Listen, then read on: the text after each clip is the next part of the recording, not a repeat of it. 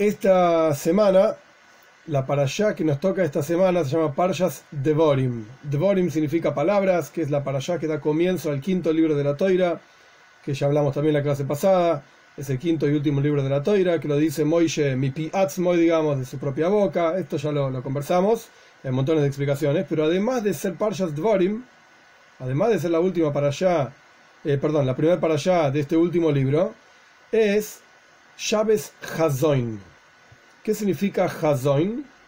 Cada Shabbat se lee una cosa que se llama Haftara. La traducción de la palabra Haftara o Haftará es la misma cosa, nada más que una es en Ashkenazi y otra es en Sfardi.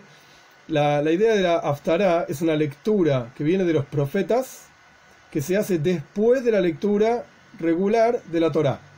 ¿De dónde sale esta cuestión de Haftará? Leaftir quiere decir como cerrar, cuando uno cierra una comida, uno cierra un ciclo, una cosa así, eso es leaftir. No es una palabra usada en forma moderna, etcétera, pero eso es lo que significa la palabra. De hecho, si se fijaron en la Agadá de Pesach, en la Agadá de Pesach dice Ein maftirin achara Pesach afikoiman. Ein maftirin, aftara, es la misma palabra. No se come después de comer la última parte de la cena de Pesach, nada más. Ein maftirin, no se cierra con nada más. Comes el aficomán y nada más. Más allá de lo que significa, ahora no es el momento, no es una clase de Pesach, pero digo, esta palabra es una palabra que se usa para decir el cierre de alguna cuestión. Hubo una época en la historia del pueblo judío que no estaba prohibido estudiar Torá, no podíamos estudiar Torá, bajo pena de muerte. Entonces nuestros sabios idearon que no estudiemos Torá, los 5 libros de Moshe, vamos a estudiar Nach, Nevi'im y Ktuvim, la última parte de la Torá, digamos, de la Biblia, de lo que sería la Torá completa, los 24 libros de la Torá, etc. Y para esto buscaron una lectura de los profetas que tenga algo que ver o con la parashá que se leería esa semana o con la época del año. Ahora estamos en una época del año que se llama las 3 semanas, entre el primero de Av, que fue ayer, hoy ya es el 2/3 de Av. Entre el primero de Av y el 9 de Av, que es la clase que viene, Dios mediante, voy a explicar más detalles sobre qué es y qué se trata, etc. Hoy no. Estamos en una época de semiduelo. Y en estos Shabbatot, el Shabbat pasado, este y el que sigue, o los 2 anteriores, y este se lee 3 Haftarot, 3 lecturas que son tristes, realmente tristes.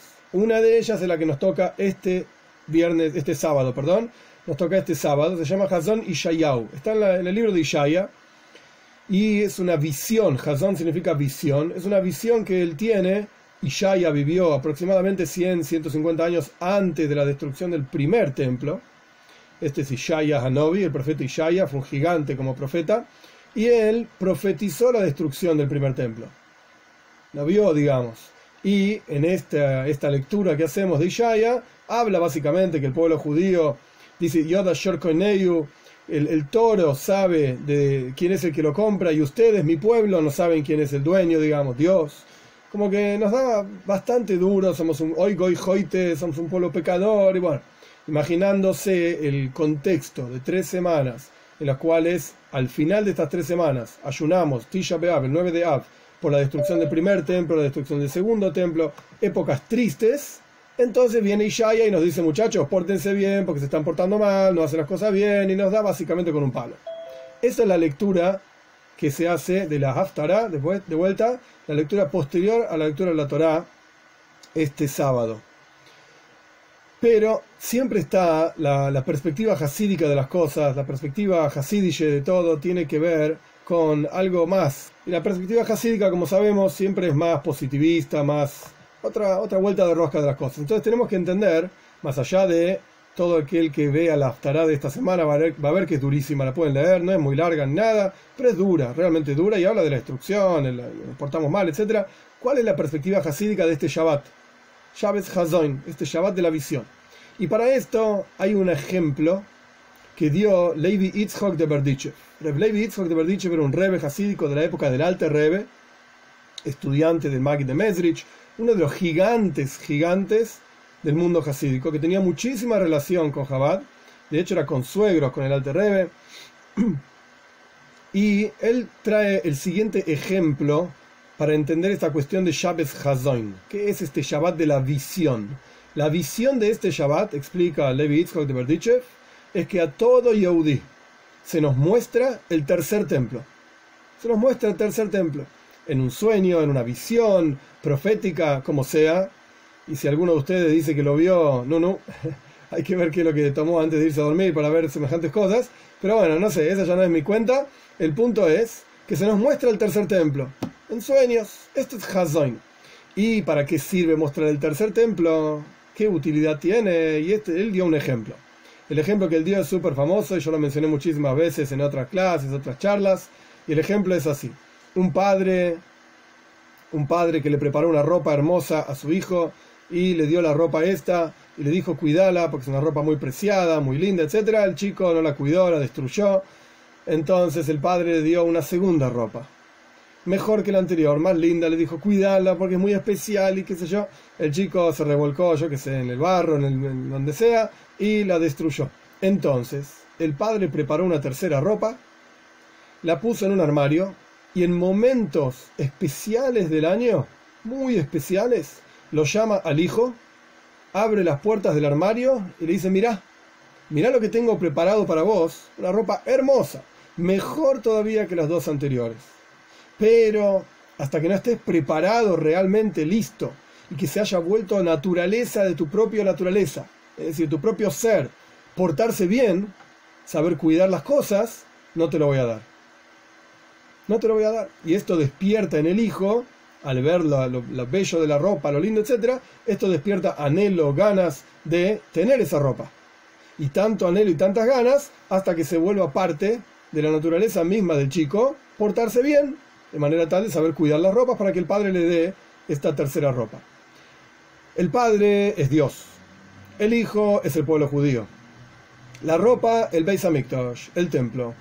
Tuvimos dos templos. El primer templo lo construyó Shlomo Melech. El segundo lo destruyeron los babilonios. El segundo templo lo construyeron a través de Ezra Soifer, un personaje que vino junto con el pueblo judío de Babilonia, del exilio, lo construyeron, duró 420 años, lo destruyeron los romanos. Y hasta ahora estamos esperando la venida de Moshiach para construir el tercer templo. Es una discusión, en paréntesis, entre nuestros sabios, si lo vamos a construir nosotros o lo construye Dios, el tercer templo. Hay una opinión que dice que el tercer templo lo construye Dios. Hay una opinión que dice que el tercer templo lo construimos nosotros. Y el Rebbe tiene toda una charla larga, que ahora no es el momento para explicarlo. El Rebbe tiene toda una charla larga sobre que en realidad las dos cosas son verdad. Hay aspectos que construye Dios y aspectos que construimos nosotros. El punto es que estamos esperando la construcción del tercer templo. Y justamente en Shabbat Hazon, es este Shabbat que Dios nos da este Hazon. Hizayon quiere decir en hebreo visión. Dios nos muestra el tercer templo. Por así decir, abre el armario para que nosotros lo veamos y esto nos genere en el interior ganas y deseo, anhelo de tenerlo, de manera tal de mejorar nuestro comportamiento, porque uno sabe que a través de mejorar el comportamiento va a tener esa cosa que le está mostrando el Padre. Esto, de vuelta, genera mejorar el comportamiento de la persona, anhelo, ganas, deseo de tener ese Beis Hamikdash, y esto es lo que en la práctica, la persona mejorando, se construye el tercer Beis Hamikdash aquí abajo. Hacemos teshuvá, retornamos a Dios, nos acercamos a Él, mejoramos nuestras acciones y Mashiach viene y reconstruye el tercer templo. Este es el ejemplo que dio Levi Yitzhak de Berdichev al respecto de qué significa Shabbat Hazon. Entonces, mini resumen. Por un lado tenemos lo que venimos estudiando hace 2000 años, más o menos, un poco más.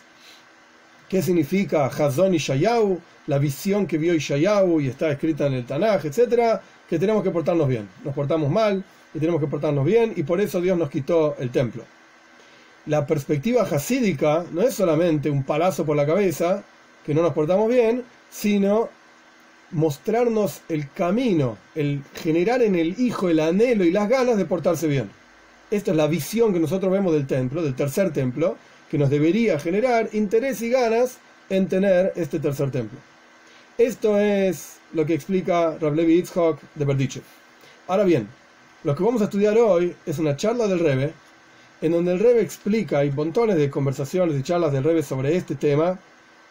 El Rebbe explica varios puntos, entre los cuales qué significa el primer templo, qué significa el segundo templo, qué significa el tercer templo.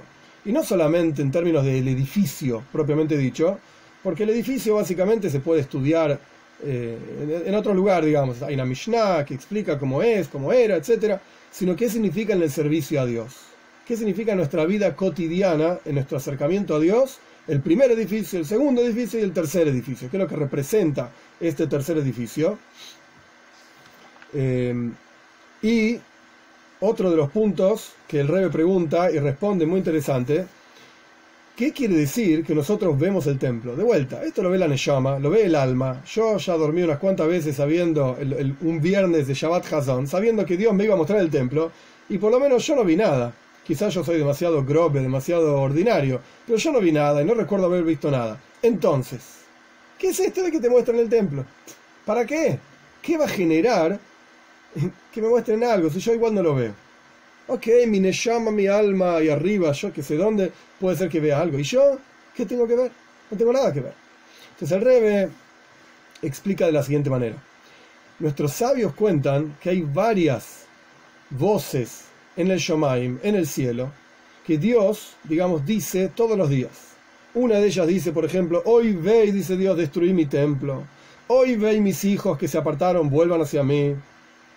Hay varias voces, varias publicaciones, digamos, espirituales que ocurren todos los días. Pero nosotros aquí abajo no vemos nada de esto y no escuchamos nada de esto. Entonces, ¿para qué sirve publicar en el cielo: mis hijos hagan chuva, retornen hacia mí? Si igual nadie lo escucha. Entonces, ¿para qué sirve?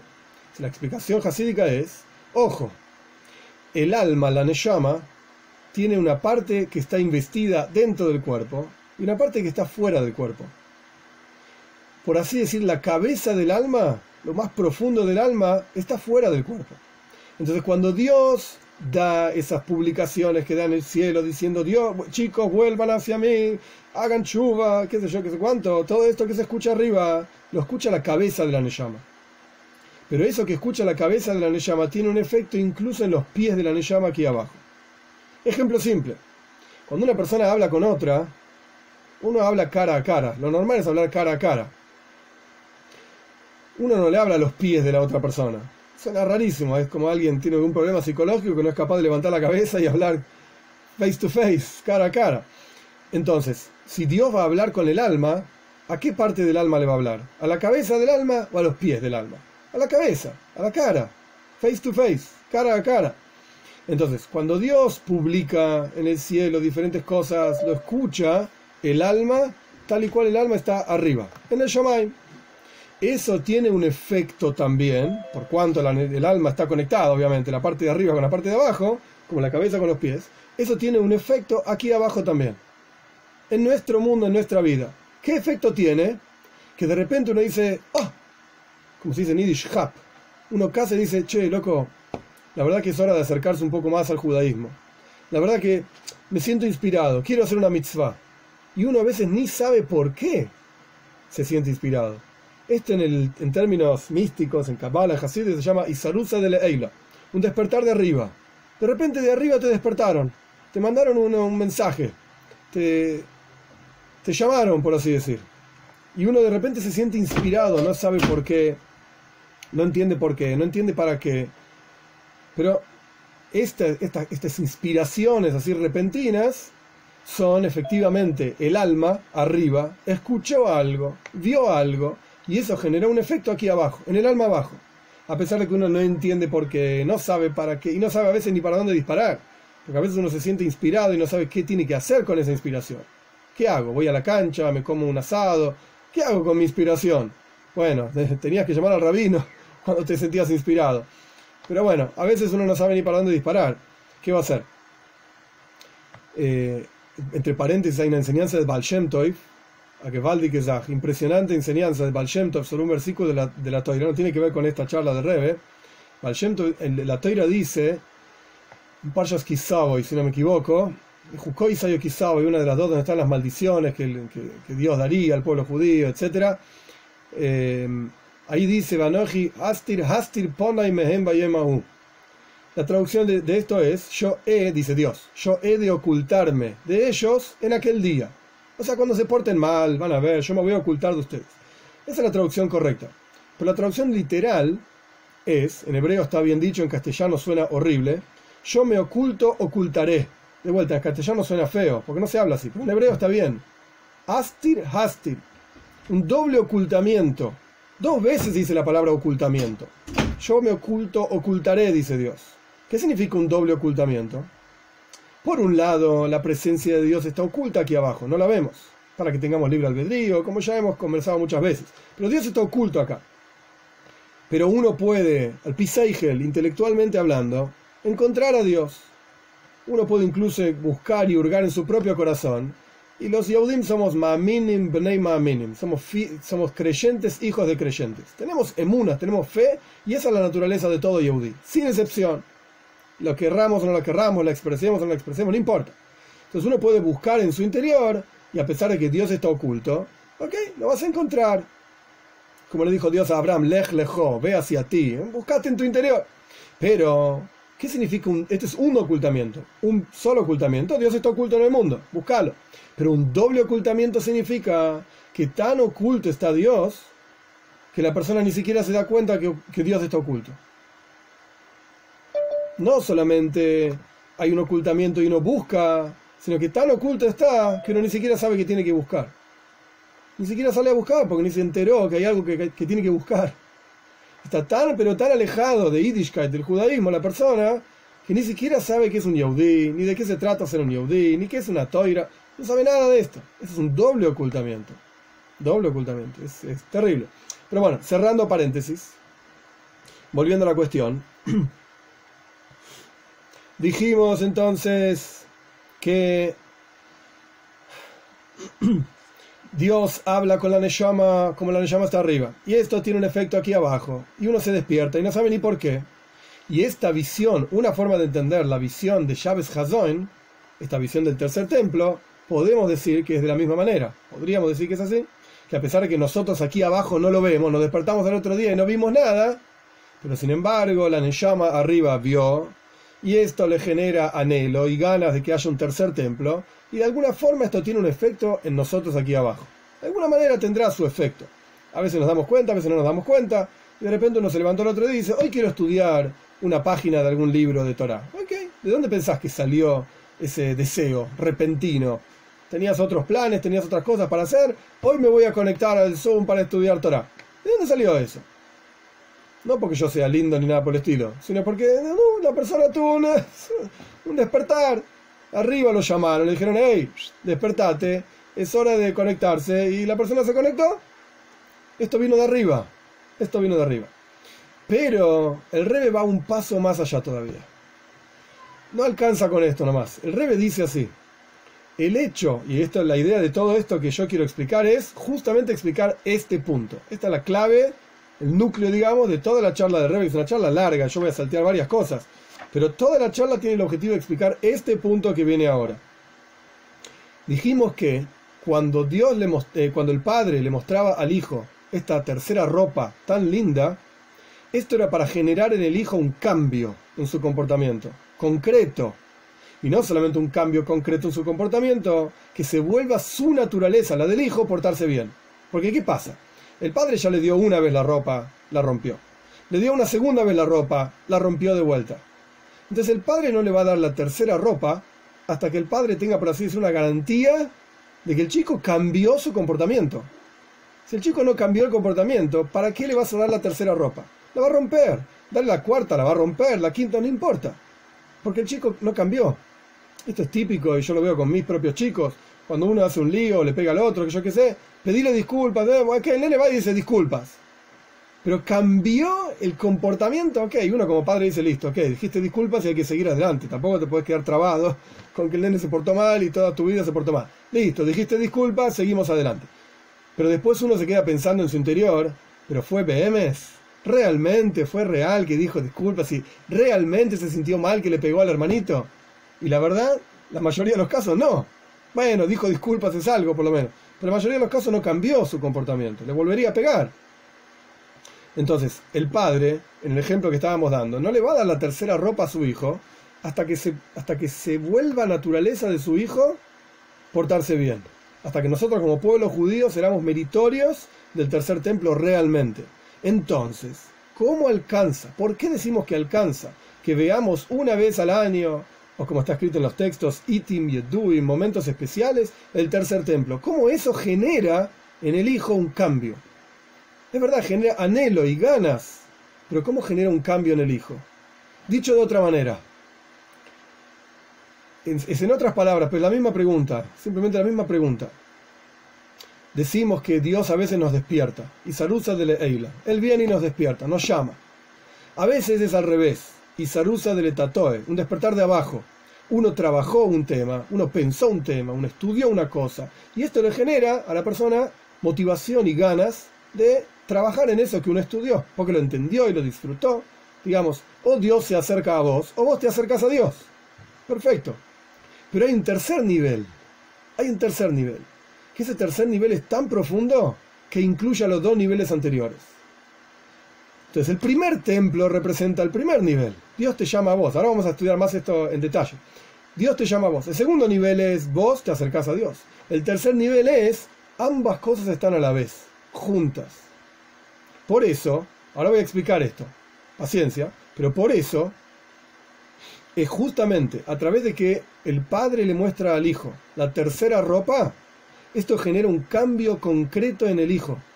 Literalmente, de manera tal que el hijo cambia su propia naturaleza y se vuelve un mejor pibe. De manera tal que el padre le va a dar la tercera ropa cuando corresponda, etc. Pero a lo que voy no es simplemente una visión que decimos, bueno, Dios te despertó y se fue, chao, se acabó. Como quien dice, me excité por un tema, ya está, listo, se me fue la excitación, como un juguete nuevo a los nenes. Están una semana jugando, a lo sumo, y después lo dejan tirado, ya no les importa más. Se pasó la excitación de lo nuevo. No es solamente eso. Al ser que estamos hablando de una visión del tercer templo, y esto es lo que vamos a explicar, esa visión genera un cambio en el hijo. Genera algo concreto. ¿Por qué? Esto es lo que vamos a explicar. Lo que estoy diciendo existe, Dios se acerca, lo vamos a estudiar, Dios se acerca a vos, o vos te acercás a Dios, y existe una forma en la cual Dios te muestra este famoso tercer templo, y eso genera en tu vida un cambio concreto, de manera tal que se vuelva tu naturaleza propia, ser una mejor persona. Estar más cerca de Dios, por así decir. Más cerca de Torah, de mitzvot. Quiere decir que hay dos tipos básicamente de despertar de arriba. Hay una forma de despertar de arriba, que Dios te llama y vos decís, ¡oy! ¿Qué pasó? Quiero hacer una mitzvah. No entendés ni por qué. Ok, Dios te despertó, pero se pasa rápido eso. Se va, así como llegó, se va. Porque no lo trabajaste, no es tuyo. Y existe un despertar de arriba que literalmente te cambia. Te hace otra persona. La forma que Dios nos muestra el tercer templo, por ser que nos muestra el tercer templo, como voy a explicar, es este segundo tipo de despertar de arriba, que genera un cambio en la persona, literalmente. En otras palabras, más pshutim, más simple todavía, Dios quiere traer el tercer templo. Entonces, si nosotros somos unos bestias y no hacemos las cosas que tenemos que hacer para traer el tercer templo, no te preocupes, al menos una vez al año, Dios te cambia. Kipshuta, literalmente. Él se ocupa de que vayamos mejorando de a poquitito. Ay, si estás así, entonces ¿por qué directamente no trae el tercer templo y se deja de hinchar? Bueno, porque Él quiere que nosotros lo hagamos. Pero de tanto en tanto nos pone una fichita. Es como un profesor que está enseñando un tema y espera que los alumnos lleguen a ciertas conclusiones. El profesor les da ciertas herramientas, trabajen con esto, esto y esto, y los deja ahí trabajando, rompiéndose la cabeza contra el tema. Y espera que los chicos lleguen a ciertas conclusiones. Pero, ¿qué hace realmente el profesor cuando les da un trabajo a los chicos? Debería, por lo menos, empezar a dar vueltas por el aula, ponerle que dividió a los chicos en grupos, empezar a dar vueltas por el aula, preguntándole a los diferentes grupos por cómo van. Y mirando a ver qué es lo que están haciendo. ¿Por qué? Porque de repente el profesor puede ver, obviamente el profesor sabe del tema, puede ver que los chicos en el grupo empezaron a discutir y se van por una rama que no es la que corresponde para este tema. Entonces el profesor, ¿qué hace? Pone una fichita. Dice, no chicos, agarre por este lado. Ah, gracias, profe. Entonces los chicos piensan que el profesor les está haciendo el trabajo, pero en realidad no. El profesor les está guiando para que los chicos lleguen a la conclusión que corresponde según lo que se está enseñando, etc. Y de tanto en tanto les pone una fichita. Después va a otro grupo, dice, chicos, agarren por acá, piensen acá. ¿Se preguntaron tal cosa? Ahí los chicos, esto le va cambiando literalmente la cabeza a los chicos para estar realmente ubicados en lo que corresponde aprender en ese momento, lo que sea, según lo que el profesor quiere enseñar. Esto es lo que Dios está haciendo con nosotros. Nos manda a trabajar. Te di el primer templo, te di una herramienta, no la supiste cuidar. Te di la segunda herramienta, no la supiste cuidar. ¿Sabes qué? La tercera herramienta no te la voy a dar así nomás. Vas a tener que trabajarla, y llevan 2000 años casi de trabajo. Vas a tener que trabajarla. Pero de tanto en tanto, yo voy a recorrer, digamos, los grupitos a cada uno de ustedes y les voy a dar una ayudita, una guía, para que cada uno de ustedes vaya mejorando y vaya creciendo. Dice que no es que Dios nos mandó en el exilio, nos mandó a trabajar y nos dijo, muchachos, arréglensela, cuando estén listos me llaman. No es así. Todos los años, Shabbos Hazoen, Dios nos da una ayudita nos muestra el Beis Hamikdash. Ahora, dicho esto, tenemos que entender por qué ver el Beis Hamikdash es una ayudita. ¿Qué significa eso? ¿Por qué no hay otro tipo de ayudita, digamos? Que quizás Dios las da, yo no sé, tampoco soy, qué sé yo, pero quizás Dios da en otros momentos del año otras ayuditas. Pero en términos de Shabbos Hazoen, este Shabbat, de la visión de Ishayahu, la visión del templo, es una ayuda que Dios nos da. ¿Por qué? Bien, para entender esto tenemos que entender qué es el primer templo, qué es el segundo templo y qué es lo que representa el tercer templo. Y más aún, el primer templo duró 410 años, el segundo templo duró 420 años, y el tercer templo va a ser un templo eterno, Binyan Nitzchi. De hecho, en el Zohar aparece, en Kabbalah, Binyana de Kuchabrijo, es una construcción que Dios va a hacer y va a ser eterna. Entonces tenemos que entender qué representa que el primer templo duró menos que el segundo, fue más chico y duró menos que el segundo. El segundo, valga la redundancia, duró más que el primero, y el tercero va a ser eterno. ¿Qué es esto? ¿Qué representa en nuestro servicio a Dios? En cómo nosotros nos podemos acercar a Dios y, digamos, masticar y aprovechar lo que representa el primer templo, lo que representa el segundo templo y lo que va a representar el tercer templo. Y a través de eso vamos a entender, a través de eso vamos a entender por qué mirar el tercer templo nos cambia, nos genera como una ayudita de ser otras personas. No sabía el concepto de que en realidad el tercer templo va a ser eterno. Cuando se hizo el primer templo, se sabía que iba a ser por un tiempo, y cuando se hizo el segundo lo mismo. Sí. Y cuando se hizo el primero, se sabía que iba a haber el tercero, que iba a ser eterno. Sí, señor. Si vos te fijás en las profecías, de Yehezkel, Yehezkel vivió entre el primero y segundo templo, en Babel, en Babilonia. Yehezkel profetiza sobre el tercer templo. Todavía ni estaba construido el segundo templo, pero ya profetizaba sobre el tercer templo. Y Daniel también, el Sefer Daniel ve la misma cuestión, profetiza sobre el tercer templo. En el Tanaj, sí, y Yehezkel y Daniel son dos libros del Tanaj. Sí, señor.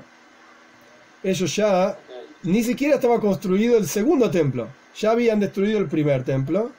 Vivían, Daniel principalmente, en la corte, digamos, de los diferentes emperadores de Persia, después de Media, y él ya profetizó sobre el tercer templo.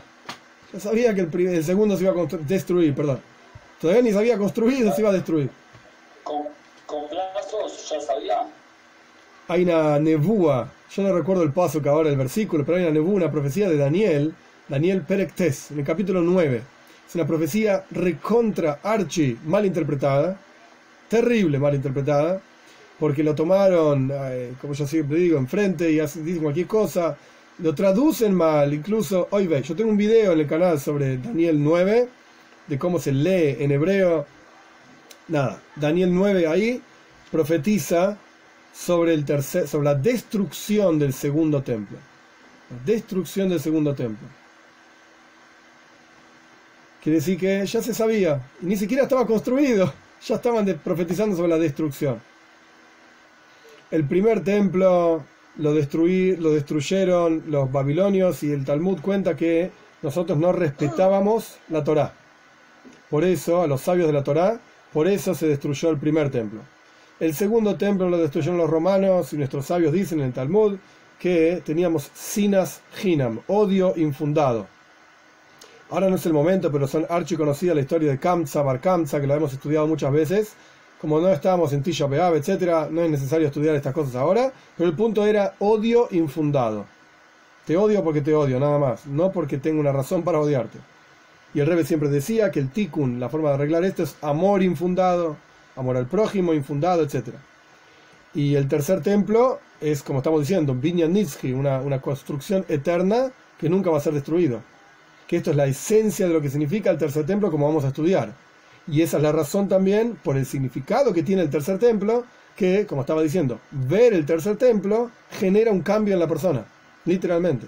Genera un cambio en nosotros.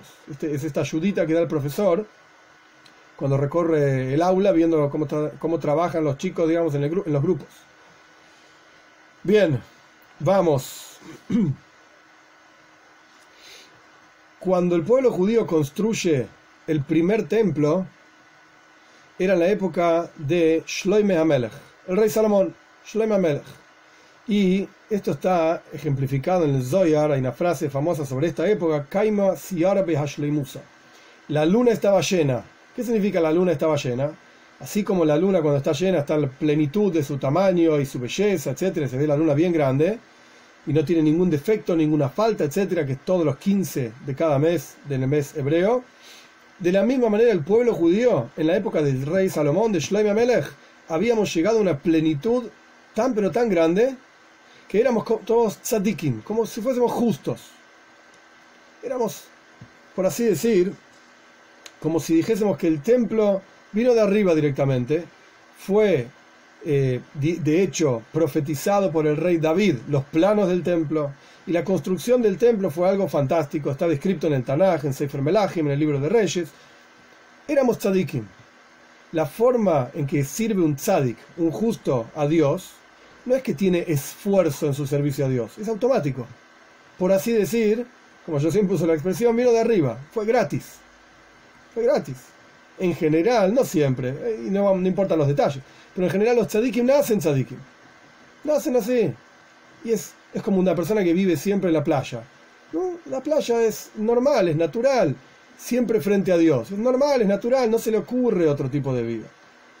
Y disfruta de Dios, etc. Y no es un esfuerzo, no le requiere trabajo cumplir una mitzvah. Todo lo contrario, la disfruta, la entiende. Tzadikim.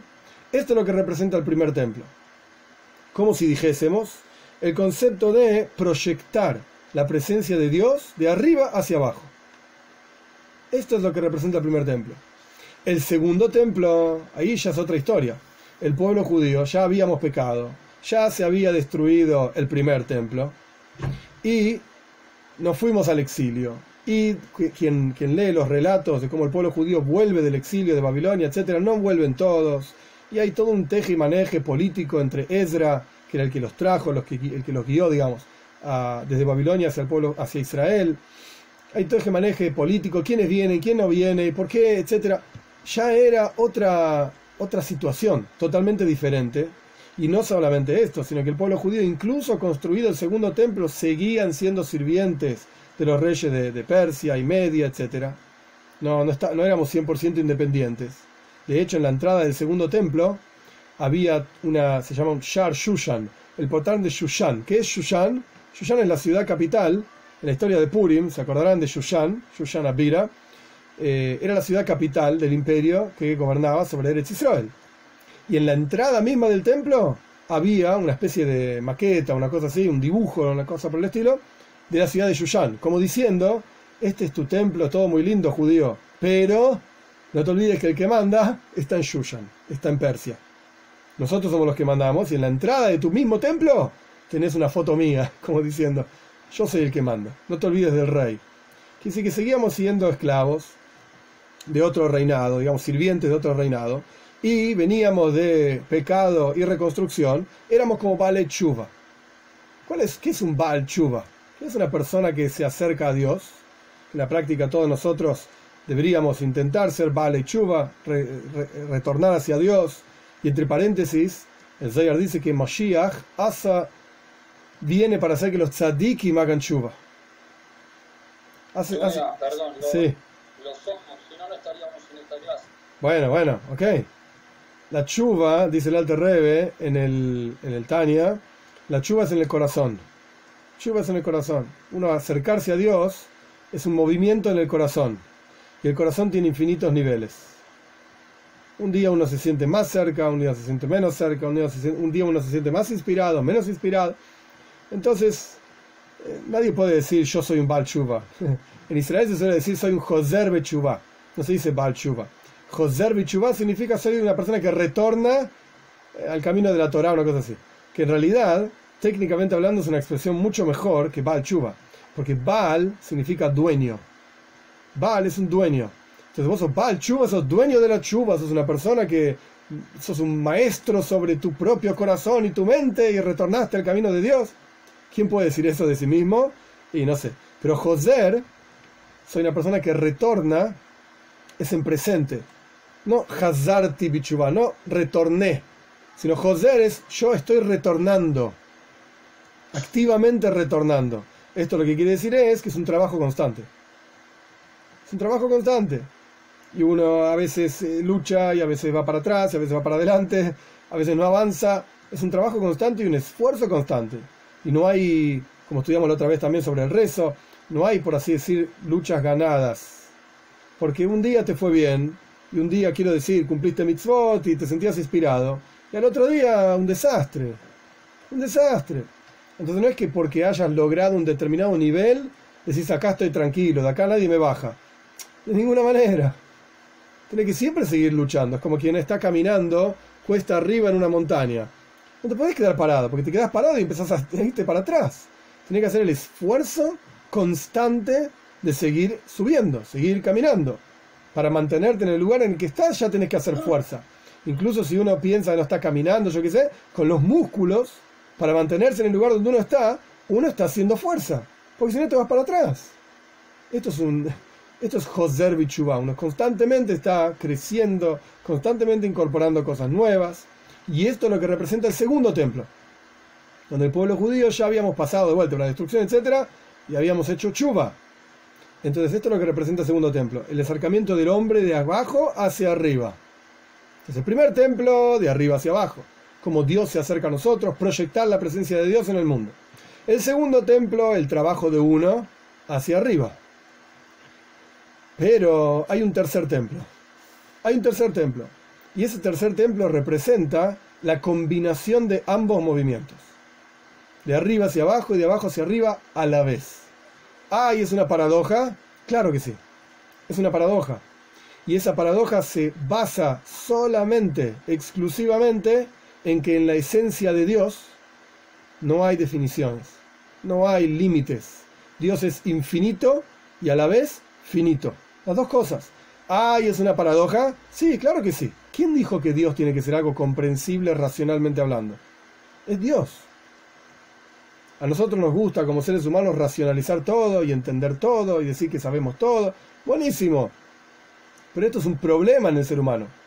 Que como lo hablamos también la otra vez, es parte del ego del ser humano, porque fuimos creados a imagen y semejanza de Dios.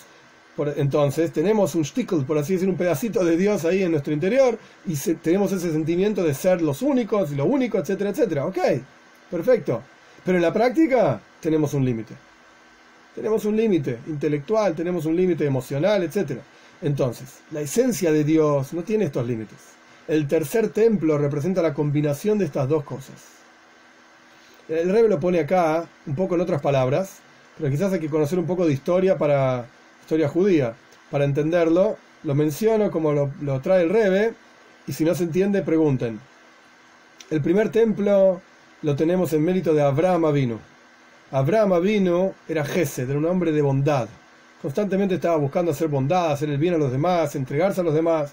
Y esto lo que representa es proyectar de vuelta la presencia de Dios en el mundo, darse, de arriba hacia abajo. Él daba y daba y daba, sin límites. Este era Abraham Avinu, sin límites. El segundo templo representa Yitzhak. Yitzhak era diferente. Yitzhak era un tipo que él no viajó por ningún lado, no salió nunca de Eretz Israel. Era una persona que cavaba pozos, que la idea de cavar un pozo es buscar en el interior de cada cosa para sacar lo mejor de cada cosa. Es el acercamiento del hombre hacia Dios. No de Dios hacia el hombre, es al revés. Yitzhak es gvura, es severidad. es el de abajo hacia arriba, ese es Yitzhak. Y el tercer templo lo tenemos en mérito de Yaakov.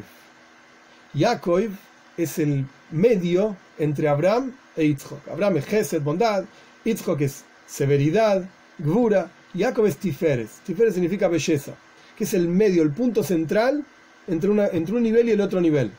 Y Yaakov se lo conoce como Emes. ¿Qué significa Emes? Verdad. ¿Cuál es la definición de la verdad? Hay muchas, pero ¿cuál es la definición, digamos, talmúdica de la verdad? Talmud dice que la palabra Emes en hebreo se escribe con 3 letras. Aleph, Mem, Taf. Aleph es la primera letra del abecedario. Mem está en el medio. Y Taf está al final. Emes significa que es en todos los niveles iguales. Igual. Nunca cambia. Algo que es realmente Emes es porque no cambia. Y si hay algo que cambia, entonces ya no es Emes, ya no es verdad. Porque tiene un límite.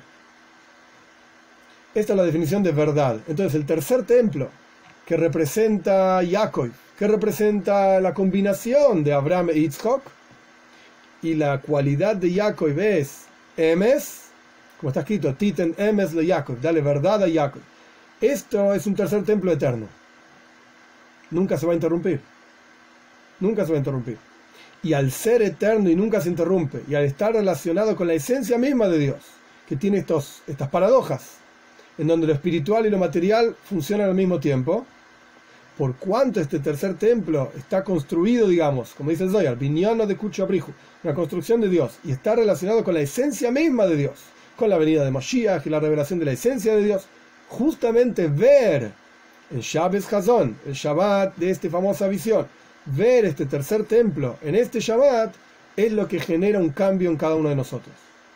Incluso acá abajo, físicamente hablando, en nuestro mundo natural que nosotros vivimos, que la Neshama, que el alma vea ese templo, espiritualmente hablando, por cuanto se trata del tercer templo. Y el tercer templo es la combinación de lo espiritual y lo material junto. Esta paradoja, digamos, de la esencia de Dios, eso tiene un efecto en nosotros aquí abajo también. Concreto y físico. Esta es la forma que el Rebbe explica el concepto de Shabbos Hazón. Y por eso es que vemos el Beis Hamikdash, este tercer templo, justamente en este Shabbos, que tiene que ver también con la lectura de Parshas Dvarim. ¿Qué tiene que ver todo esto con Dvarim? Antes de entrar en Dvarim, ¿se entiende lo que estamos hablando o no se entiende nada? Ok. ¿Por qué leemos justamente Shabbos Hazón en Parshas Dvarim? ¿Por qué justamente en esta parsha? ¿Qué tiene que ver con esta parsha? Porque obviamente, cada cosa en la Toira, quizás no es obviamente, pero cada milímetro de la Toira es exacto, es preciso. No solamente las letras mismas, las palabras, los símbolos, etc., sino que la época determinada en que se lee una sección en la Torá tiene que ver con esa época. Si no, no se leería en esa época. Entonces, ¿qué tiene? Y la parsha en la que se lee, etcétera. ¿Por qué justamente leemos Parshas Dvarim, el comienzo del 5º libro, en esta época? El Rebbe explica, muy relacionado con lo que ya estudiamos el lunes, la diferencia entre los primeros 4 libros de la Toira. ¿Y el 5º libro de la Toira cuál es? Bueno, los 4 primeros libros de la Toira los dijo Dios, por así decir. Son divinos. Y el último libro de la Toira, como estudiamos, es Mipi Moishe, lo dijo Moishe. Pero no es que lo dijo Moishe porque se le ocurrió a él, esto sería inválido, digamos, sino que lo dijo Moishe, Berruach HaKodesh, con inspiración divina, con profecía, yo qué sé. Pero, aún así, a pesar de haber sido profecía y Ruach HaKodesh, inspiración divina, tiene algo que ver con Moishe, al punto tal que el Talmud dice que lo dijo Moishe, Mipi Atzmoy, de su propia boca. ¿Cuál es la idea, de esto? Justamente lo que estábamos explicando antes. En este 5º libro de la Toira, en Parshas Dvarim, en el comienzo de este 5º libro de la Toira, se expresa esta idea de cómo lo espiritual y lo material se fusionan. Al punto tal que las palabras de Dios, este es el 5º libro de la Toira, las palabras de Dios se funden con Moishe de manera tal que se transforman en las palabras de Moishe. Al punto tal que el Talmud dice que lo dijo Moishe, no Dios. Se volvió una sola cosa, lo espiritual, la profecía, digamos, con lo material, la garganta de Moisés diciendo las palabras de la Toira. Se vuelven una misma cosa. Y esto es justamente lo que significa la visión, digamos, del tercer templo. Esto es justamente lo que quiere decir. Que se fusiona lo espiritual con lo material, que tocamos, por así decir, un nivel espiritual que se llama Atzmus, la esencia de Dios, que sostiene, por así decir, soporta paradojas, soporta ser infinito y soporta ser finito a la vez, soporta tener un tercer templo que va a ser eterno y va a ser una construcción física en este mundo, y en este mundo todo tiene un límite, y sin embargo en la época de Mashiach no, incluso el mundo material también va a ser infinito. Con la construcción material del tercer templo va a ser un templo infinito, Nitzchi, va a ser eterno por siempre. Esta fusión de estas dos cosas.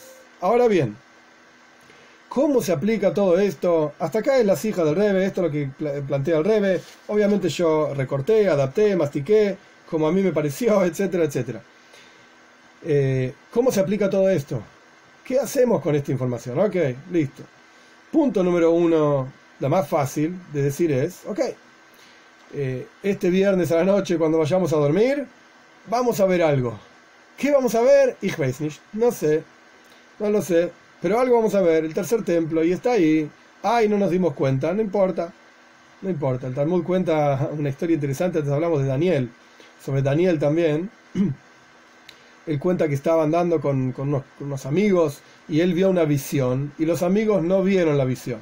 Él garantizaba que los amigos no la vieron. Pero tenían miedo igual de la visión. O sea, imagínense 3 personas caminando. Uno ve algo y se asusta. ¡Wow! Mirá lo que vi. Los otros 2 no vieron nada. Ok, ahí va. Los otros 2 no vieron nada y se asustaron igual. ¿Cómo puede ser que se asustaron? El Talmud dice, Afalgav de Iulo Hazei, a pesar de que ellos no vieron, Mazlayu Hazei, el Mazal, la Neshama de ellos lo vio. El alma lo vio. Y esto tuvo un efecto en la vida de ellos mismos, se asustaron aquí abajo. Entonces, vamos a ver el templo, a pesar de que nosotros quizás físicamente aquí abajo no lo vimos, la Neshama lo ve, y esto genera un anhelo en cada uno de nosotros de mejorar para traer y que se reconstruya, digamos, ese tercer templo. Esto por un lado. Por el otro lado, ya aprendimos que no solamente es un anhelo así nomás, sino que genera un efecto concreto en nuestra propia naturaleza, como somos aquí abajo, para mejorar. Como el profesor que va y guía a los chicos en el grupo, y dice vayan por acá, vayan por allá, piensen de esta manera, pregúntense aquello, etcétera, y los va guiando literalmente para cambiarnos y mejorarnos. Esta es otra enseñanza. Y por el otro lado, en la práctica, en cada uno de nosotros, en diferentes aspectos en la vida, a veces nos comportamos como tzadikim, a veces nos comportamos como Bale Tshuva, a veces, Dios libre y guarde, como Reshoim, etcétera, malvados. No, ¿qué va a ser? No somos perfectos. Pero el punto es que tenemos que por lo menos anhelar, desear, buscar tener estas dos cualidades en nuestro interior. Y ser tzadikim no depende de nosotros. Ok, no importa. Vos hacé lo mejor que vos puedas.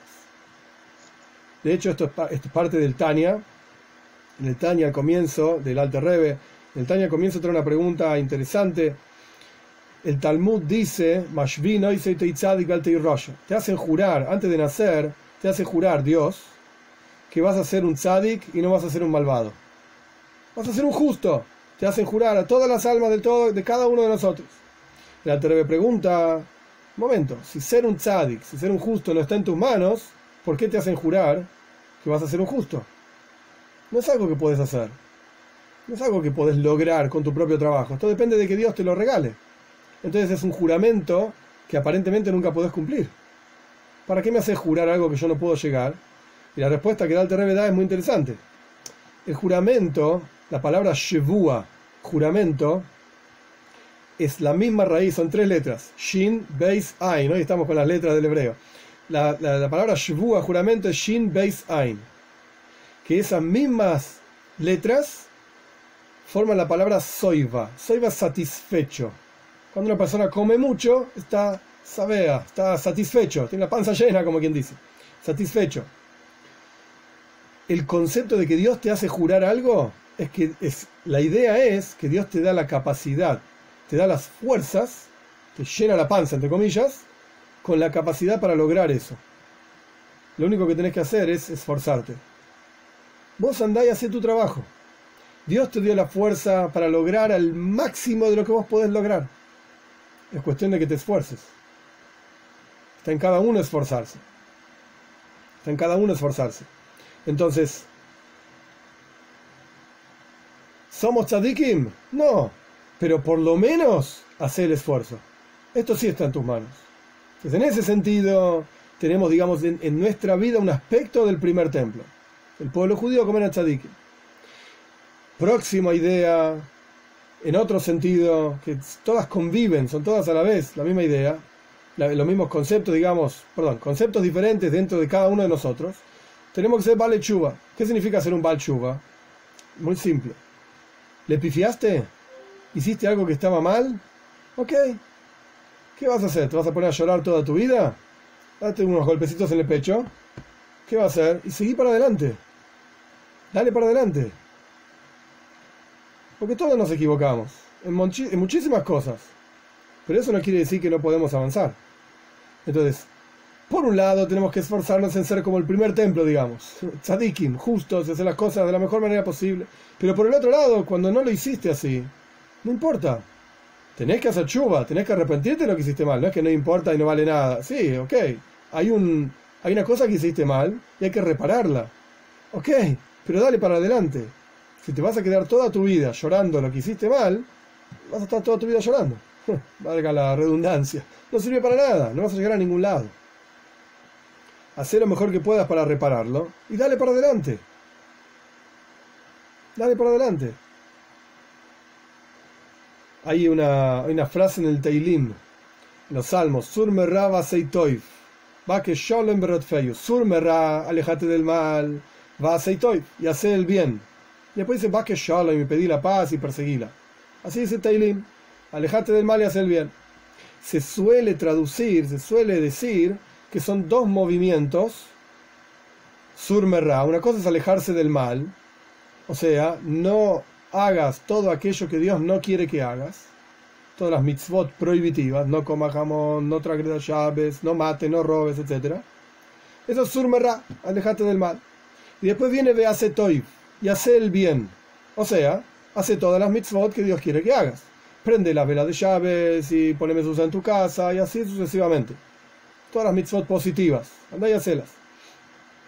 La gente suele decir, hasta que yo no termine con sur merra, con alejarse del mal, no puedo hacer bien.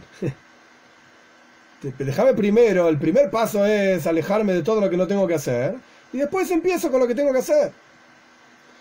El pensamiento hasídico explica que no es así. De ninguna manera. Si hoy en día, en esta generación, sin duda no es así. Si uno va a esperar a reparar y corregir todo lo que hizo mal para empezar a hacer algo bien, olvídate, te vas a pasar toda tu vida llorando, toda tu vida tratando de reparar cosas que hiciste mal, lloriqueando por el pasado. No es así. Hoy en día tenés que hacer el bien.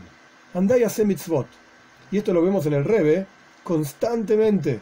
El Rebbe indicaba a la gente, andá a hacer tal mitzvah, tal otra mitzvah. Ok, el Rebbe es un Rebbe y sabe qué mitzvah tiene que hacer cada uno, yo no.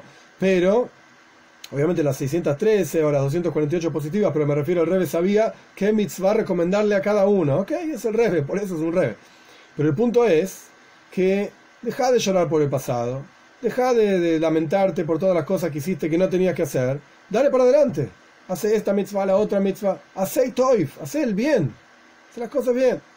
Y de tanto en tanto, cuando llega Tisha B'Av, cuando estés triste, porque igual estás triste, ahí acordate de todas las cosas que hiciste mal y trata de corregirlas. Cuando llega Yom Kippur, okay, hay momentos especiales. Pero si no, el resto del tiempo, ocupate de hacer las cosas bien, lo mejor que puedas por lo menos. Y este es el aspecto, digamos, de Baal Tshuva de cada uno de nosotros.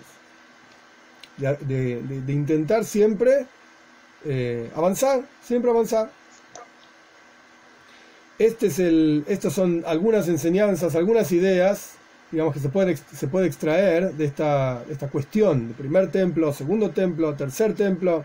Y en la práctica, justamente en esta época del año, digamos, para cerrar esta idea, en esta época del año es que se estudia justamente las leyes del templo. Porque nuestros sabios dicen que toda generación en donde no se construye el templo, es como si se lo destruyese. Es como si nosotros estuviésemos destruyendo el templo. Pero el mismo lugar dice, el Midrash, no el Talmud, el Midrash dice que a través del estudio de las leyes del templo, Dios lo considera como que estamos construyendo el templo. Entonces nosotros, a través de estudiar sobre qué era el primer templo, qué era el segundo templo, cuánto tiempo duró cada uno, qué representa, etcétera, a través de esto estamos literalmente construyendo el tercer templo. Estamos haciendo lo que está en nuestras manos para construir el tercer templo. Entonces, que este limud, que este estudio sea bueno, digamos, sea meritorio, para realmente acelerar la construcción del tercer templo con la venida de Moshiach pronto en nuestros días.